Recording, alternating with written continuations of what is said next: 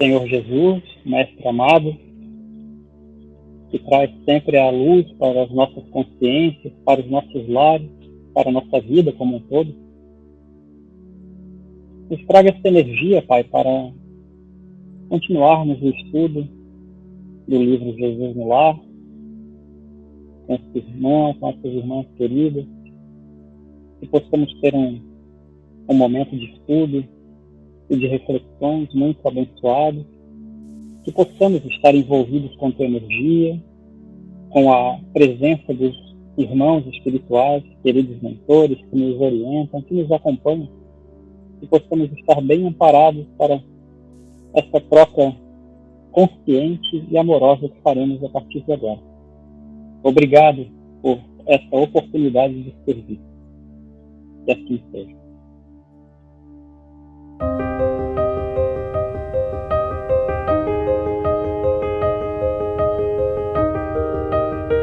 A mensagem da compaixão. Dentro da noite clara, a Assembleia Familiar em casa de Pedro centralizara-se no exame das dificuldades no trato com as pessoas. Como estender os valores da Boa Nova? Como instalar o mesmo dom e a mesma bênção em mentalidades diversas entre si? Fim do longo debate fraternal em que Jesus se mantivera em pesado silêncio, João perguntou-lhe preocupado: Senhor, que fazer diante da calúnia que nos dilacera o coração? Tem piedade do caluniador e trabalha no bem de todos, respondeu o celeste mentor, sorrindo, porque o amor desfaz as trevas do mal e o serviço destrói a ideia desrespeitosa. Mestre, continuou Tiago, filho de Zebedeu, e como agir perante aquele que nos ataca brutalmente? Um homem que se conduz pela violência, acentuou o Cristo bondoso, deve estar louco ou envenenado. Auxiliemo-lo a refazer-se. Senhor, aduziu Judas, mostrando os olhos esfogueados. E quando o homem que nos ofende se reveste de autoridade respeitável, qual seja de um príncipe ou de um sacerdote, com todas as aparências do ordenador consciente e normal, a serpente pode ocultar-se num ramo de flores, e há vermes que se habituam nos frutos de bela apresentação. O homem de elevada categoria que se revele violento e cruel é enfermo ainda assim. Compadece-te dele, porque dorme num pesadelo de escuras ilusões, do qual será constrangido a despertar um dia. Ampara-o como puderes e marche em teu caminho, agindo na felicidade comum. Mestre, e quando a nossa casa é atormentada por um crime, como procederei diante daquele que me atraiçoa a confiança, que me desonra o nome ou me ensanguenta o lar? Apieda-te do delinquente de qualquer classe, elucidou Jesus, e não desejes violar a lei que o próximo desrespeitou, porque o perseguidor e o criminoso de todas as situações carrega consigo a abrasadora fogueira. Uma falta não resgata outra falta, e o sangue não lava sangue. Perdoa e ajuda. O tempo está encarregado de retribuir a cada criatura de acordo com o seu esforço.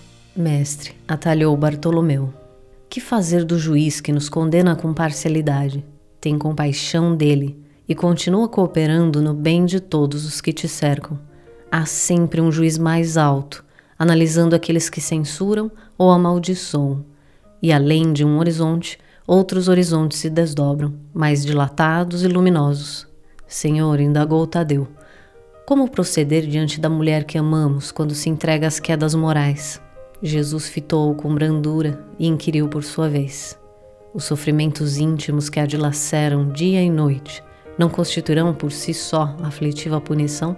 Fez-se confortador silêncio no círculo doméstico e logo ao perceber que os aprendizes haviam cessado as interrogações, o Senhor concluiu: se pretendemos banir os males do mundo, cultivemos o amor que se compadece no serviço que constrói para a felicidade de todos. Ninguém se engane. As horas são inflexíveis instrumentos da lei que distribui a cada um segundo as suas obras.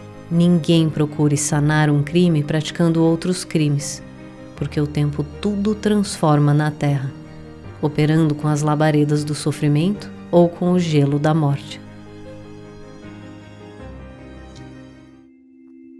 É um capítulo interessante, né? Porque desde aquela época Jesus já nos trazia a ideia, né, de que todo mundo que está encarnado aqui na Terra tem, em maior ou menor grau, uma certa enfermidade, né, uma enfermidade moral, uma enfermidade espiritual, né, e que isso muitas vezes se reflete em atitudes que estão relacionadas ao crime, estão relacionadas à mentira, estão relacionadas à parcialidade, e por aí vai. Mas uma coisa interessante que ele fala é que é o seguinte: o sangue não lava o sangue, né? A violência não lava a violência. Pelo contrário. E que apesar da gente ter juízes aqui na Terra, nós temos um juiz mais alto que observa tudo, né? Que é Deus. E sempre que eu penso assim nesses ensinamentos, tudo leva a crer que não faz muito sentido a gente analisar muito no curto prazo. Porque no curto prazo, né, aquela lei da ação de reação, muitas vezes ela não ocorre do dia para a noite, ou no mesmo momento, né? Mas em algum momento, ela vai ocorrer. E se nós não observarmos agora a construção, a cocriação de um futuro melhor para nós continuaremos nesse círculo vicioso até que nós aprendamos que o caminho do amor é o único que existe mesmo, né? O que vocês acham? É um texto que nos fala muito da compaixão, que nos é pedida e que nos é sugerido nestas lindas palavras que ele nos deixa. E nos faz refletir no nosso dia a dia como é que nós, se queremos melhorar como seres, como é que nós devemos olhar para aquele irmão que está ao nosso lado e que por vezes nos ofende, e porque é que ele nos ofende? Talvez porque o nosso orgulho ainda está muito aberto, está muito grande, e se deixamos ofender por vezes por coisas simples e que na realidade o problema não é o outro, somos nós mesmos. Então é um exercício de grande provas, saber silenciar quando por vezes a ofensa pode ter razão ou não ter razão. Aí o que ele nos explica não é ter razão ou não ter razão, é saber silenciar mesmo sabendo que ele não tenha razão.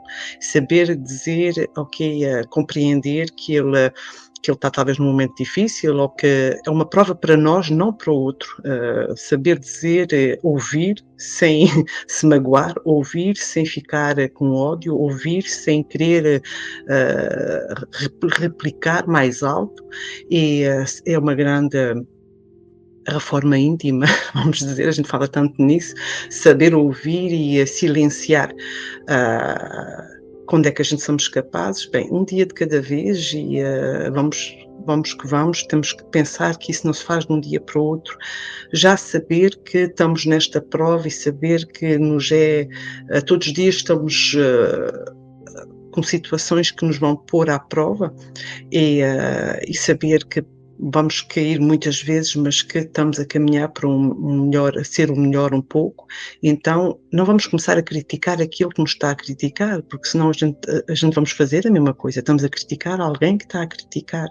É como não ver o agreiro, ver o agreiro no olho do outro e na veia de trapo que temos no nosso olho.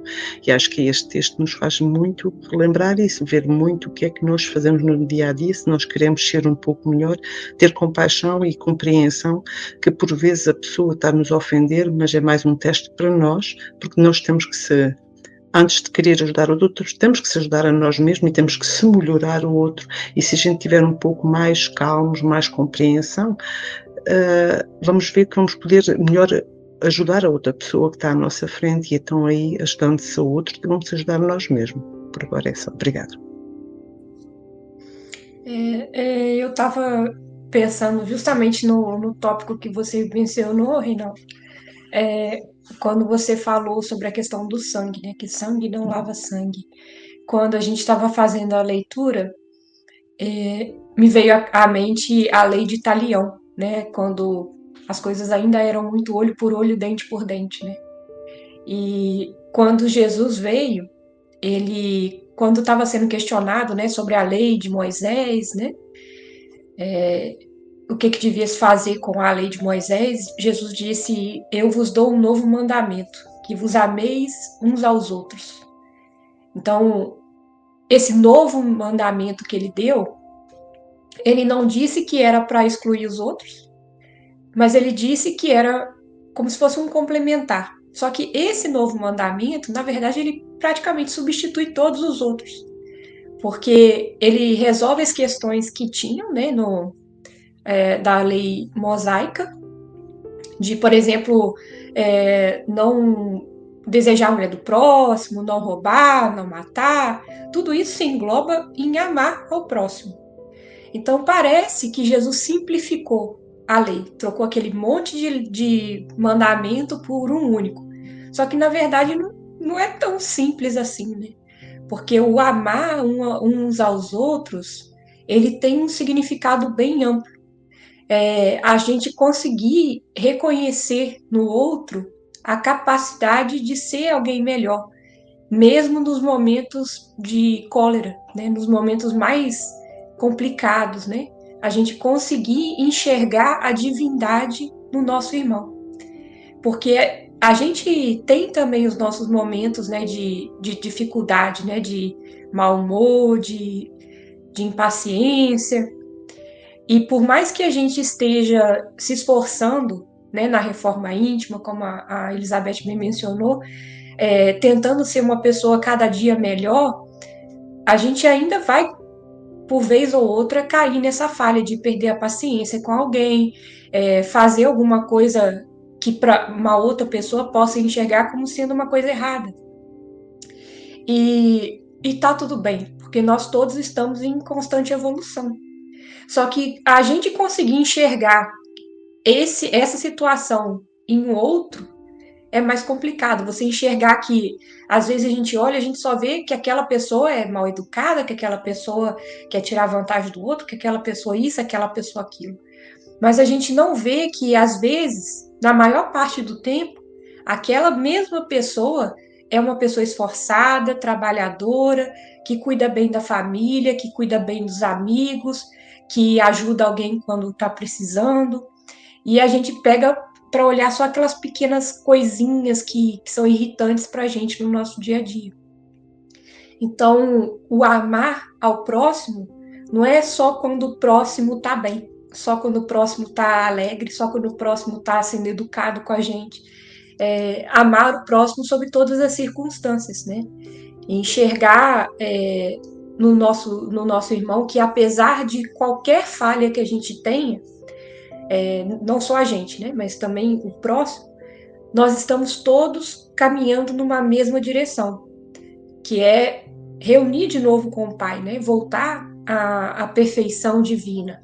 Só que algumas pessoas estão um pouquinho mais avançadas, outras menos. Então, se alguém faz alguma coisa contra a gente se sente ofendido, magoado de alguma forma, ou às vezes até mesmo lesado, né, financeiramente ou fisicamente, ao invés de querer a revanche, né, que eu vou lavar a alma, né, o sangue com sangue, né, olho por olho, dente por dente, ao invés de ter esse pensamento, a gente ter a noção de que daqui a um tempo, né, talvez não nessa vida, mas talvez numa outra, a situação vai ser diferente.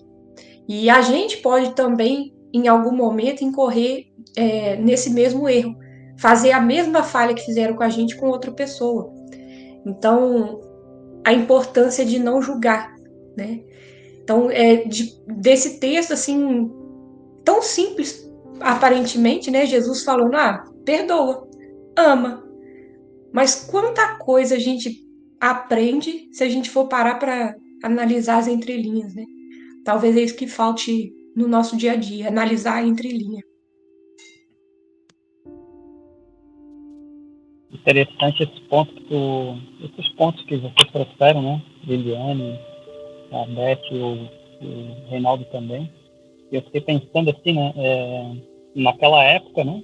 Que eles estavam reunidos ali com Jesus, os apóstolos, eles levanta esses questionamentos, acho que baseado muito na experiência de vida deles daquela época, que era mais primitiva do que a gente vive hoje, né?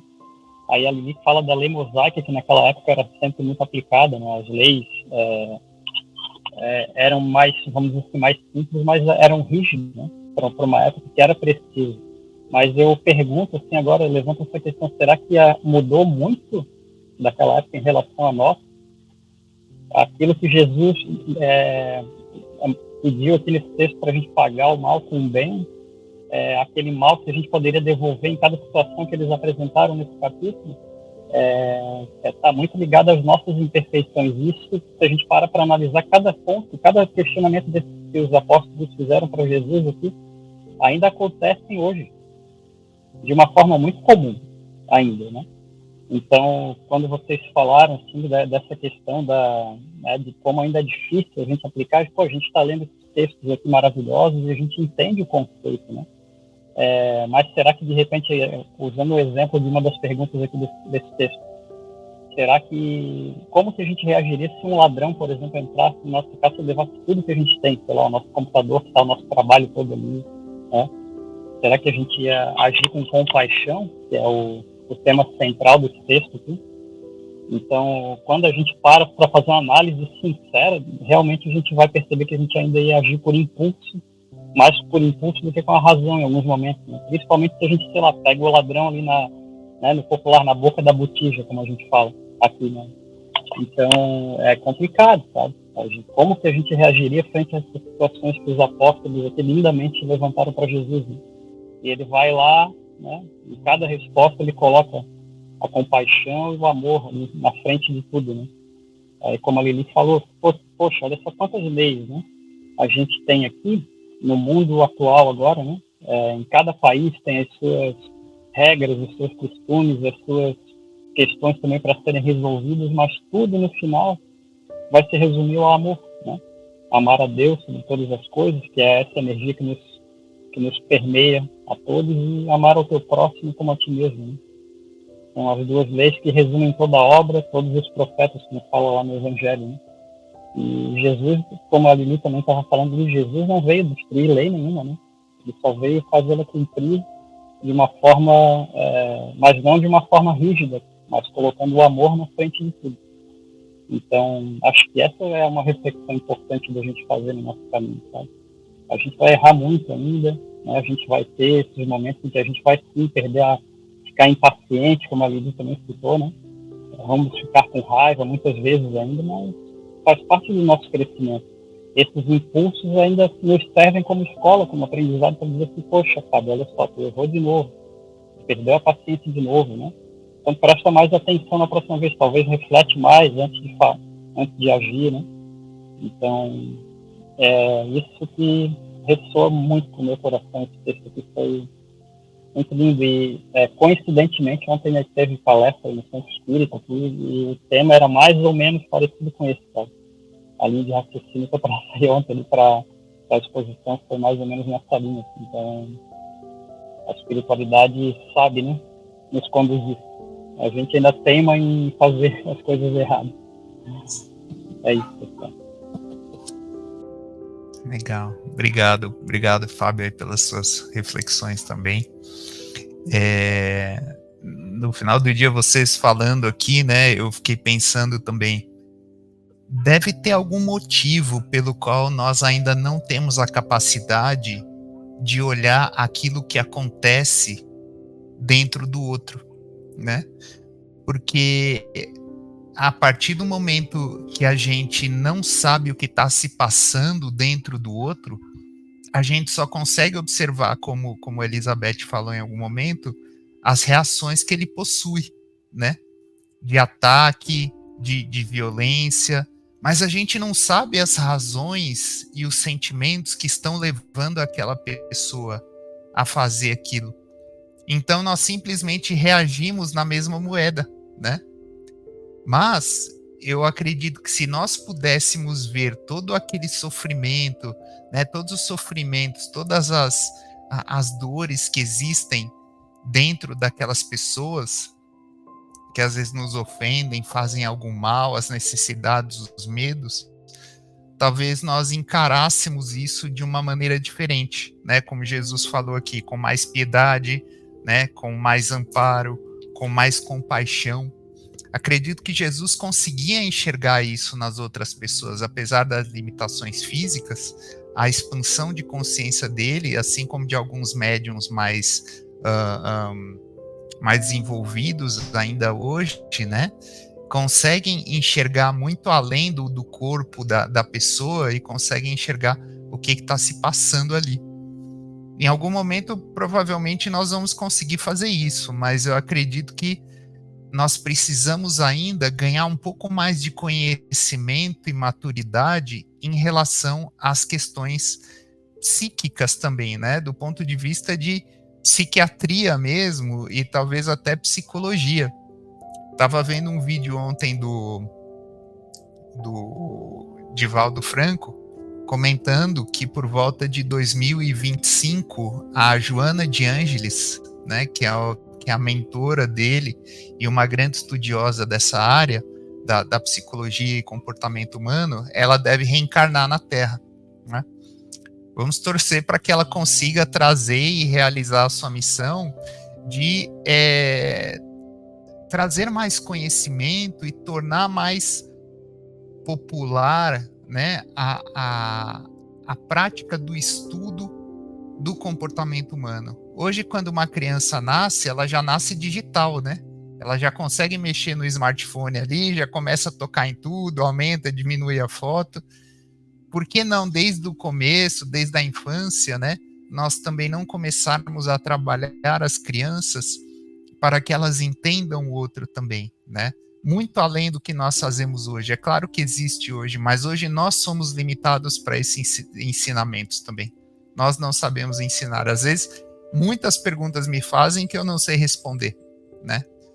Ontem mesmo me fizeram uma do tipo, pô, Reinaldo, quer dizer então que no espiritismo o segredo é você aceitar tudo? Eu olhei assim, eu falei, olha, falando dessa forma, né, direto assim, de certa forma mas é uma aceitação consciente, né? É uma aceitação mais ligada à resignação, mais ligada à compreensão racional e emocional de que aquilo que te acontece tem um motivo e você saber tirar, né, o melhor proveito daquela situação que te acontece, né? Mas também a gente não pode ser bobo, né? Não pode ficar também tomando porrada ali e não se posicionar de uma maneira carinhosa, porém firme em relação àquilo que nós sabemos que está nos prejudicando, né? Acho que faz parte do aprendizado também. Mas eu acho que esse é um assunto que cabe mais outras 2 horas aqui de discussão, né? Mas por hora eu vou me manter aqui nessa reflexão. Você sabe que quando você falou, deve ter um motivo para a gente não conseguir ainda enxergar os motivos, né? O que está se passando dentro do outro. Eu comecei a pensar, e depois no final você meio que se respondeu. A questão de que, na verdade, talvez a gente não tenha essa capacidade porque a gente precisa aprender a ter a resignação sem procurar um motivo para ela, né? Talvez a nossa necessidade nesse momento, né, seja aprender a ser pacífico, e não, ser pacífico não é ser bobo, né? Ser pacífico e respeitar, né, o próximo, amar o nosso irmão, independente do que está se passando dentro dele. Quer ele esteja passando por um momento bom ou ruim, a gente conseguir o respeito, a resignação, a paciência, sem ter que ficar tendo motivo para isso. Então, talvez seja esse o motivo da gente ainda não conseguir enxergar plenamente o que se passa dentro do outro, né? Mas é só um talvez, né? Que a gente nunca sabe. É verdade, pessoal. Alguém tem mais algum comentário? Não? Eu só queria lembrar uma historinha curiosa que aconteceu com o Chico, né? Não com o Chico, mas com um amigo dele lá de convivência. E aí o Chico no centro espírita, acho que no Uberaba, assim, daí chega o rapaz. Não, ele fecha o escritório dele, né? E aí no outro dia lá, quando ele chega, tava tudo revirado o escritório, né? Tinham entrado e roubado tudo. E aí ele, apavorado, né, liga pro Chico, diz que não vai mais não está mais indo pro centro, porque ele tem que resolver as coisas e tal, mas ele acaba indo, daí chegando, o Chico fala para ele, que bom que você começou a devolver, meu irmão. Então, né, além de toda essa noção que a gente tem da nossa vida, que a gente lembra, que a gente passou, né, quantas coisas a gente tem para trás aí que, se a gente parasse para analisar, né, o que a gente está recebendo, às vezes, como a gente identifica, sei lá, como um karma ruim, uma coisa assim, que por que me aconteceu isso? E, na verdade, é só um reflexo daquilo que eu fiz, né, em outra existência, em outra vida, e que acabou, de alguma forma, se manifestando no agora, né? Então, aí entra também a nossa capacidade de reagir com mais assertividade, ser mais consciente do nosso papel no mundo, né? E aí, voltando àquilo que o Reinaldo falou ali, da questão do espírita, né? Da pergunta que fizeram para ele, né? É claro que tudo está entrelaçado, né? O que acontece com a gente, mas é difícil ainda a gente ter esse entendimento, né? Acho que vai muito além ainda da nossa caminhada para a gente compreender isso de fato, né? Então, mais um dia chegaremos a um nível, né, de desprendimento, de expansão tão grande que a gente vai poder ajudar plenamente e amar plenamente, né? Até lá, a gente fica aqui tentando dar os nossos pitacos aqui nos vídeos e, né, tentar levar um pouquinho dessa luz pelo mundo. Obrigado, pessoal. Verdade, Fábio. Obrigado, Lili, obrigado, Elizabeth, pelas lindas reflexões aqui. Queria agradecer também a todos vocês que nos assistiram aqui nesse vídeo. Esperamos que essas reflexões tenham gerado pensamentos positivos, tenham trazido boas energias. E, por favor, escrevam aqui nos comentários também o que vocês acharam, as suas reflexões. Acho que é um exercício muito interessante, não só para a gente mesmo, digo, para cada um que escreve, mas também para outros que podem se beneficiar com o pensamento de vocês, né? Não esqueçam de deixar o like também e nos vemos no próximo estudo. Um abraço a todos, fiquem com Deus. Tchau, tchau.